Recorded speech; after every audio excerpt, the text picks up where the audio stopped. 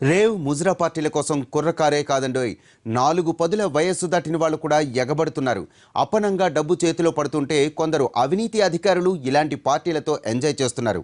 తాజాగా ముజ్రా పార్టీ చేసుకుంటూ పోలీసులకు దొరికిన జీహెచ్ఎంసీ ఉద్యోగులు ఇలాంటి కోవకు చెందినవారే. ఆదర్శంగా నిలవాల్సిన ప్రభుత్వ ఉద్యోగులే ఇలా తప్పుడు మార్గాలను ఎంచుకొని పట్టుబడి కటకటాల్లోకి వెళ్లటం ఆందోళన కలిగిస్తోంది.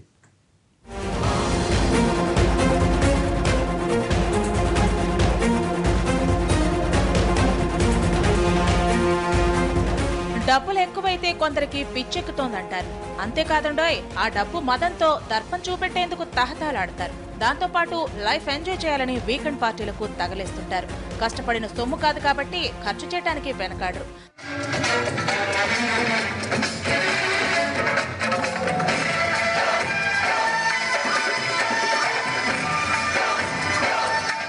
తాజాగా జీహెచ్ఎంసీ ఉద్యోగులు చేసుకున్న ముజ్రా పార్టీ అందుకు చక్కటి ఉదాహరణే.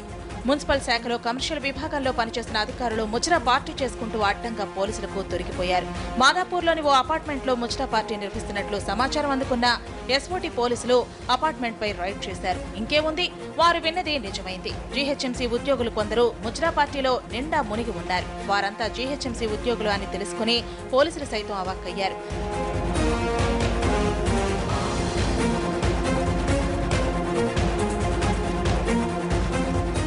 శేర్లింగపల్లిలో బిల్ కలెక్టర్స్ గా పనిచేస్తున్న అధికారులు పార్టీ ఏర్పాటు చేసుకున్నారు. యాదగిరి అనే మరో మున్సిపల్ బిల్ కలెక్టర్ ఈ పార్టీకి ఆద్యుడు.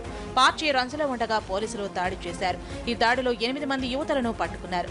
మున్సిపల్ సిబ్బందిని అదుపులోకి తీసుకోగా పార్టీని అరెంజ్ చేసిన అసలు నిందితుడు యాదగిరి మాత్రం పరారయ్యాడు. నిందితుల నుంచి ఆసక్తికర విషయాలు రాబట్టారు పోలీసులు.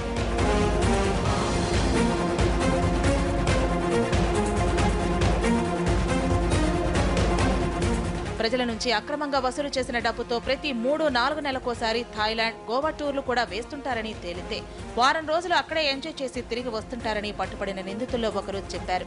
ఈ ముజ్రా పార్టీకి కూడా కొందరు యువతలను గోవా నుంచి రప్పించుకున్నారని విచారణలో తేలింది. ఇలాంటి పార్టీలు వీరికి కొత్తేమీ కాదు, కొంతకాలంగా మాదాపూర్లో నిర్వహిస్తున్నారని సమాచారం. పాపం పండి చివరకు పోలీసులకు చిక్కి సస్పెండ్ అయ్యారు.